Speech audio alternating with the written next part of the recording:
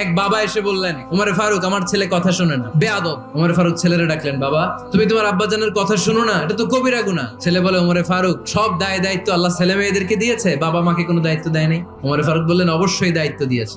তাহলে বলেন আমার বাবার দায়িত্ব কি? উনি বললেন, প্রাইমারিলি প্রথমত 3 দায়িত্ব। পৃথিবীর প্রতিটি বাবার উচিত ছেলেদের মেয়েদের জন্য ভালো মায়ের ব্যবস্থা করা। 2 নম্বরে সুন্দর তার একটা নাম রেখে দেয়া। 3 নাম্বার তার আল্লাহর কিতাব শিক্ষা দেওয়া। এবার ছেলেকে আমার আব্বা 3টার একটাও করে নাই।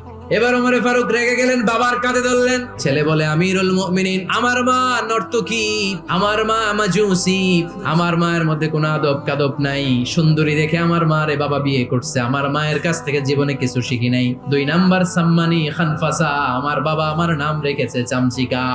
ওয়ালাম ইউআল্লিমনি হারফাম মিন কিতাবিল্লাহ, আমিরুল মুমিনিন শুধু তাই না, আল্লাহর কোরআনের একটা অক্ষর আমার বাবা কোনোদিন আমারে শিক্ষা দেয় না। ওমর ফারুক রেগে গেলেন, এবার বাপের কান্দে দইরা মারতে শুরু করলেন। তুই ফুলার নামে